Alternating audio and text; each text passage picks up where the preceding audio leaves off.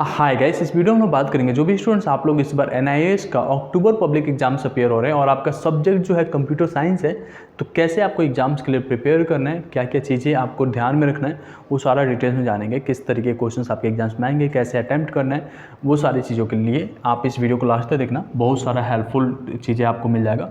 कुछ helpful resources हम Telegram पर भी शेयर करेंगे, वहाँ से भी आप चेक कर सकते हो, डॉक्यूमेंट डाउनलोड करके एंड देन स्टडी कर सकते हो। सबसे पहले मैं आपको बता दूँ, अगर आपने सीबीएसई में फेल हुए थे या सीबीएसई के बाद से आप एनआईएएस में आए हो किसी भी वजह से, तो एनआईएएस में आने पे सीबीएसई में हुआ क्या करता था, आपका पाइथन प्रोग्रामिंग लैंग्वेज यूज़ होता था, बट यहाँ पे आपको C plus plus programming language use होगा।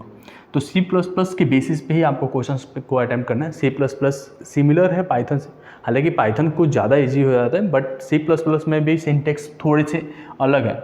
दोनों उप्स पे ही हैं, तो आपको थोड़ा आसान होगा समझने के लिए, ठीक है। अब यहाँ पे जो सारे क्वेश्चंस अटैम्प्ट करने होते हैं, पेपर जो होगा 60 मार्क्स का होगा एज इट इज़, जैसे सीबीएसई में 3 घंटे का पेपर रहेगा और कुछ इसमें रहता नहीं है। सिलेबस को समझते हैं पहले, उसके बाद से मैं कुछ और चीज़ें दिखाऊंगा आपको। सिलेबस देखें तो ये पब्लिक एग्जाम्स के लिए होता है और अक्टूबर पब्लिक एग्जाम ही है और अप्रैल के लिए ये डिसाइडेड हुआ था, बट सिमिलर जो पेपर होगा इस बार का भी वो इसी सिलेबस पे आएगा। तो आप इसका स्क्रीनशॉट भी ले सकते हो और इसके हिसाब से आपको प्रिपेयर करना है। तो सारा चीज़ें जो है सी प्लस प्लस में मैंने बताया कि आपको करना है एंड इसमें जो पेपर होगा वो बहुत ही ईजी रहता है, इतना मुश्किल नहीं रहता है, बट कुछ प्रोग्रामिंग्स पूछ भी लेते हैं, कुछ क्वेश्चन पेपर भी हम देखते हैं, ठीक है। तो आप लोग को यहाँ पे ऑब्जेक्टिव बेस्ड क्वेश्चंस इस चैप्टर से मिल जाएंगे और सब्जेक्टिव बेस्ड क्वेश्चंस इस चैप्टर से, ठीक है। तो ऑब्जेक्टिव हो सकता है ना मिले तो आपको 1 मार्क्स क्वेश्चंस मिलेंगे, 1 मार्क्स हो सकता है या 2 मार्क्स के क्वेश्चंस हो सकते हैं। अगर आप एनआईएएस के बुक्स को देखोगे तो आप लोग को ये सारे चैप्टर्स उसमें अवेलेबल होता है और विद लेसन नंबर। तो सबसे पहले बाइनरी लॉजिक हो गया, तो बाइनरी लॉजिक कैसे काम करते हैं, आप कैसे डेसिमल से ऑक्टा में जाते हो, ये सारी चीज़ें वहाँ पे रहता है, ठीक है। तो उस बेसिस पे क्वेश्चंस रहेंगे, वो चेक करने हैं आपको, ठीक है। ये इधर का ज़्यादा इंपॉर्टेंट नहीं है, आप इसे कम करके इधर के साइड में आप फोकस करोगे, ठीक है।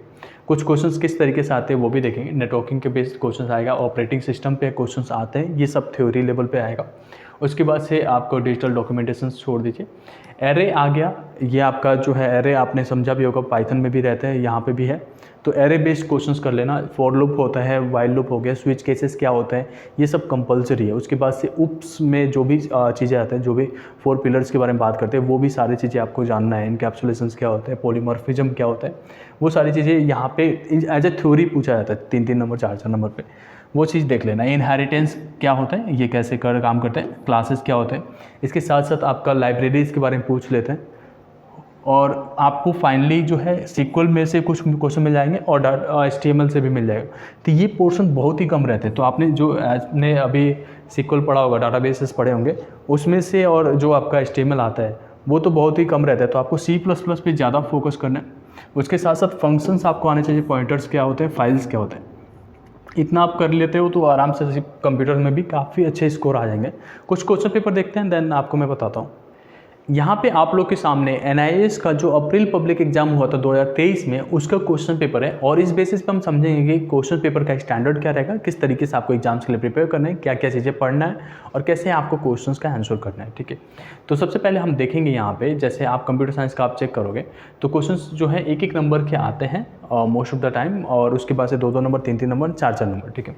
तो 1-1 नंबर में डेफिनेशन टाइप का क्वेश्चन आता है, जैसे शॉर्टिंग क्या होता है, नॉर्मलाइजेशन इन डाटाबेस क्या है, प्रोग्रामिंग लैंग्वेज क्या होता है, HTML क्या है, ये सारी चीज़ें बेसिक्स हैं। और ये जब जैसे आप टॉपिक का नाम पढ़ोगे तो इससे समझ में आ जाता है और आप आराम से कर सकते हो, ठीक है। रिलेशनल डाटाबेस क्या होता है, डाटा और इन्फॉर्मेशन में अंतर क्या है, ये हमारा आ जाता है। DDL और DML में अंतर क्या है, ठीक है। ये आपका डाटाबेस से ही क्वेश्चन हो जाता है। देन आपका कुछ और भी इसी तरीके के क्वेश्चन आ जाते हैं। कम्युनिकेशन सिस्टम क्या है, देखोगे तो पूरा सिलेबस ही उठ के आ रहा है, ठीक है। देन फंक्शन स्पोर्ट्स कहाँ पे, इसका हेडर फाइल क्या होता है, इसका नाम देना है बस। देन गेट्स का क्या हेडर फाइल होता है, तो जैसे मैंने बताया था कि हेडर फाइल्स के बारे में जान लेना। आप लोग लाइब्रेरीज का क्या क्या यूज़ होता है वो जान लेना, तो वो चीज़ें यहाँ पे रहता है। डाटा हाइडिंग क्या होती है, define classes in class in C++, तो ये कैसे क्लास डिफाइन करते हैं। जैसे मैंने बताया था कि आपको इफ एल्स ब्रांचेस कैसे होते हैं, कैसे आप यूज़ कर सकते हो, नेस्टेड इफ एल्स क्या होता है, स्विच केसेस क्या होते हैं, C++ में ये कंपलसरी। उसके बाद से हो सकता है आपको ये कोई प्रोग्राम दे दिया जाए और आपको बोला जाए कि इसे एग्जीक्यूट करके बताओ कि आपका इसका सॉल्यूशन क्या आएगा, आउटपुट क्या आएगा। तो इसको बस आपको नॉर्मली करना है, आपको कोई कंप्यूटर वगैरह नहीं मिलने वाला वहाँ पे, आप इसका आउटपुट बस देख के प्रोग्राम को बताओगे, ठीक है। इसी तरीके के क्वेश्चन रहता है, बहुत ही बेसिक क्वेश्चन पेपर बना था, कर सकते हो। बट अगर आप सीबीएसई से आते हो तो आप लोग को सिंटेक्स में थोड़ा सा प्रॉब्लम होता है। जैसे ही वहाँ पे सी इन होता है, मतलब कि अगर कैरेक्टर्स को अंदर लेना है, तो सी आउट होता है अगर हमें आउटपुट निकालना है। तो इस तरीके से चीज़ें हैं, थोड़ा सा आप देखोगे तो आराम से हो जाएगा। कुछ और भी पेपर्स देख लेते हैं जिसमें आप लोग को समझ में आएगा। उसके साथ साथ आप लोग को थोड़ा सा लगेगा कि थोड़ा मुश्किल है, बट बहुत ही आसान रहता है। थोड़ा सा प्रिपेयर करोगे तो you can easily get it, ठीक है। पेपर में कुछ भी छोड़ के नहीं आना। और एक और चीज़ का ध्यान रखिए, आप जितना ज़्यादा लिखते हो उतना ही टीचर से इम्प्रेस होता है। तो अगर आपको आता है तो ज़्यादा से ज़्यादा लिखिए। 3 नंबर का क्वेश्चन है तो मोस्ट ऑफ द टाइम आपका जो है 100 वर्ड्स तक का क्वेश्चन आंसर जाना चाहिए, ठीक है। कुछ और भी पेपर देख लेते हैं। यहाँ पे आप लोग को एक और पेपर में दिखा रहा हूँ, कंप्यूटर साइंस का ये भी है। तो आप यहाँ पे देखोगे अगेन हेडर फाइल्स वगैरह कैसे डिफाइन होता है उसके बारे में पूछ लिया कि कौन सा हेडर फाइल यूज़ होता है इन फंक्शंस के लिए। उसके साथ साथ कैरेक्टर सेट्स क्या है, C++ से बेसिक्स क्वेश्चंस आ जाता है आपको। वर्चुअलाइजेशंस क्या होते हैं, ये सारी चीज़ें। मतलब अगर आपने ये सब चीज़ें कर लिया ना, जैसे कि पैराग्राफ के लिए हम लोग p टैग यूज़ करते हैं HTML में, तो इसको आप एग्जांपल्स के तौर पे बताइए। डाटा एब्स्ट्रैक्शंस क्या होता है या डाटा हाइडिंग क्या होती है, ये सारी चीज़ें आप कैसे एक फंक्शंस को क्रिएट करते हो, ये बस नॉर्मली अगर आपने पढ़ लिया तो इट्स नथिंग लाइक कि आपको एक प्रोग्राम लिखना है। कभी कभी आ जाता है लिखने के लिए कि आप रिकर्सन से कोई प्रोग्राम लिख दो, या आप कुछ और भी लिख दो, जैसे लाइक कि कोई इवन या ऑड नंबर फाइंड आउट करने का कोई प्रोग्राम आ सकते हैं। कोई पैटर्न्स वगैरह ड्रॉ करने के लिए प्रोग्राम्स नहीं बनते जो CBSE में अक्सर हुआ करता था। यहाँ पे कुछ नंबर्स वगैरह आपको निकालने के लिए आ सकते हैं, तो नॉर्मल प्रोग्राम्स होते हैं, या कुछ बने बने प्रोग्राम्स होंगे और उसका आउटपुट आपको देना है, ठीक है। इस तरीके से जो और भी पेपर्स हुए थे वो भी है। ये अप्रैल 2022 का पेपर है। इसमें भी देखो तो पैटर्न सेम फॉलो हुआ है, कुछ भी चेंज आपको नहीं दिखेगा। जैसे अगेन हेडर फाइल्स आपको आ गया, उसके साथ साथ आप देखोगे तो HTML के क्वेश्चंस आ गए, डाटा एब्स्ट्रैक्शंस इनकैप्सुलेशंस क्या होते हैं, फिर उसके साथ साथ आपके कुछ कोडिंग्स के क्वेश्चंस आ गए। एंड सिमिलरली आप जाओगे तो उधर कम्युनिकेशन बेस्ड क्वेश्चंस आएंगे, आपका डाटाबेस से क्वेश्चंस मिल जाएगा।